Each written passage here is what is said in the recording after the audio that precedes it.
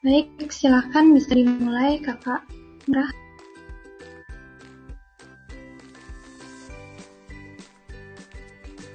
Baik, selamat sore semuanya. Di sini saya akan melakukan penyuluhan, yaitu pelaporan obat adverse drug reaction atau ADR, obat sintetik. Di sini tujuan saya melakukan penyuluhan ini merupakan tugas UAS Pharmacovigilance dari kelompok kami. Maksud saya,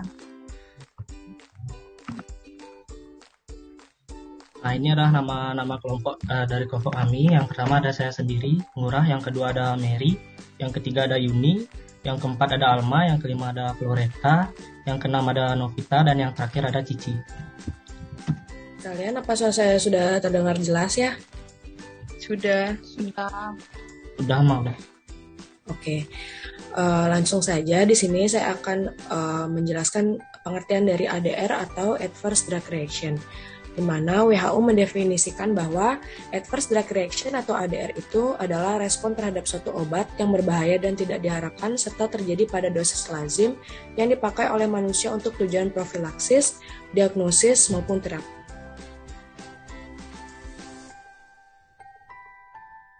Next. Adapun klasifikasi ADR atau Adverse Drug Reaction berdasarkan tipe reaksinya itu ada 6. Yang pertama itu ada tipe A atau augmented, di mana tipe A ini merupakan berhubungan dengan dosis dan dapat diprediksi. Lalu yang kedua ada tipe B atau bizarre, di mana tidak tergantung dosis, reaksi tidak umum dan tidak dapat diprediksi. Untuk ADR tipe C itu kronik, di mana pada tipe C ini berhubungan dengan dosis kumulatif. Untuk tipe D atau delay, di mana tipe ADR ini berhubungan dengan waktu setelah penggunaan obat dan biasanya tergantung pada dosis. Lalu yang kelima ada tipe E atau end of use, di mana pada ADR tipe E ini terjadi segera setelah terapi dihentikan. Lalu yang terakhir ada tipe F atau failure, di mana pada tipe F ini kejadiannya terkait dosis dan sering disebabkan oleh interaksi obat. Next. Adapun faktor-faktor risiko yang terjadi, yang pertama itu berhubungan dengan pasien. Yang berhubungan dengan pasien itu bisa ada jenis kelamin, lalu ada juga usia. Lalu yang kedua, faktor risikonya itu adalah berhubungan dengan obat. Yang pertama itu ada dosis obat, lama terapi, dan interaksi obat. Lalu yang ketiga ada faktor pendukung, misalnya pasien itu memiliki asma atau pasien sedang mengalami kehamilan. Cara-cara melaporkan ADR itu ada 2, yaitu pelaporan melalui online dan pelaporan melalui surat. Adapun pelaporan melalui online itu bisa melalui website yang telah kami cantumkan, yaitu https://emeso.pom.go.id. Lalu klik ADR online dan petunjuk pengisian tersedia pada halaman website yang telah disediakan oleh BPOM. Lalu untuk pelaporan melalui surat atau offline itu formulirnya dapat diunduh di website yang sama, yaitu https://emeso.pom.go.id dan menggunakan form kuning. Setelah itu kirim laporan ke Pusat Farmakovigilans Nasional, Badan Pengawasan Obat dan Makanan. Ini itu merupakan contoh formulir pelaporan efek samping obat. Kalau teman-teman itu mau melaporkannya melalui offline atau bisa melalui surat itu. Ini contoh formnya ya teman-teman ya.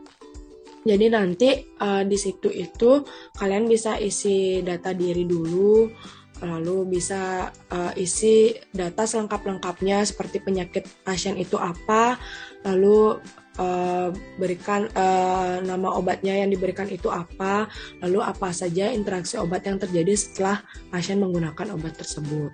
Setelah setelah informasinya sudah jelas, lalu kalian bisa mengirimkan form ini ke BPOM dengan alamat yang sudah tertera pada website atau yang sudah kami berikan tadi.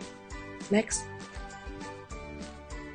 Berikut merupakan contoh ADR yang sering terjadi di kalangan masyarakat ya teman-temannya. Seperti yang kita ketahui, contoh ADR itu salah satunya merupakan obat natrium diklofenak. Natrium diklofenak ini merupakan salah satu obat OAIN atau obat antiinflamasi non-steroid, di mana selain antiinflamasi, natrium diklofenak juga mempunyai aktivitas lain sebagai analgesik dan antipiretik.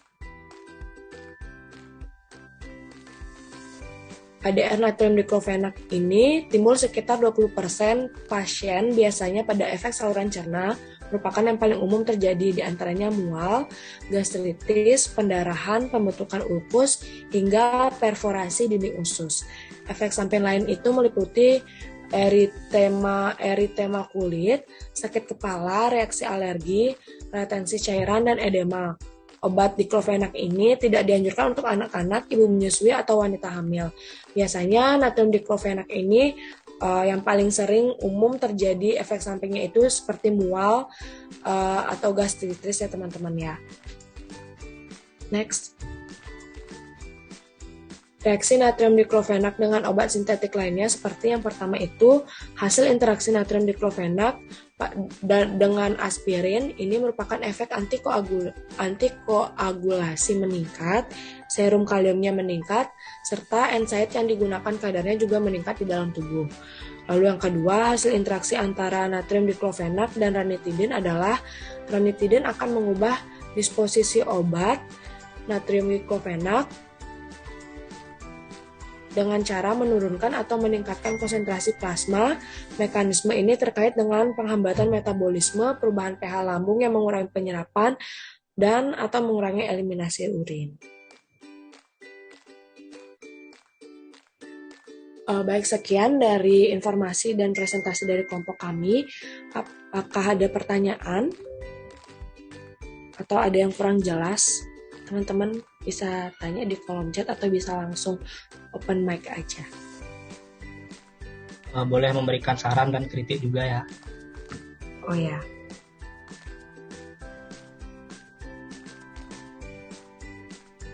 Selamat sore. Saya izin bertanya. Ya.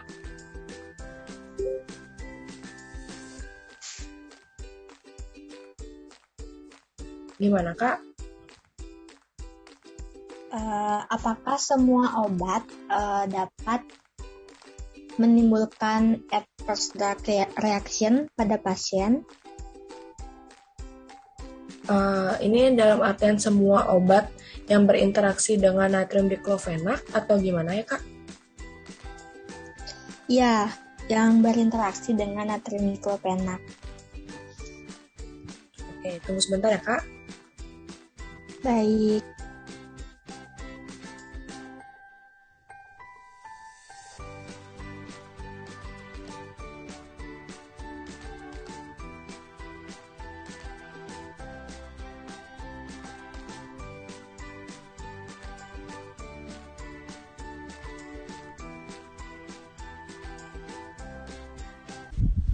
Karena terjadi kesalahan di dalam Zoom, maka kami melanjutkan diskusi melalui Telegram. Baik, langsung saja ke pertanyaan pertama, yaitu dari Dewi. Kenapa wanita lebih banyak menyebabkan ADR? Jadi jawabannya karena wanita lebih sensitif terhadap obat-obatan, sehingga itu yang menyebabkan wanita lebih rentan mengalami ADR.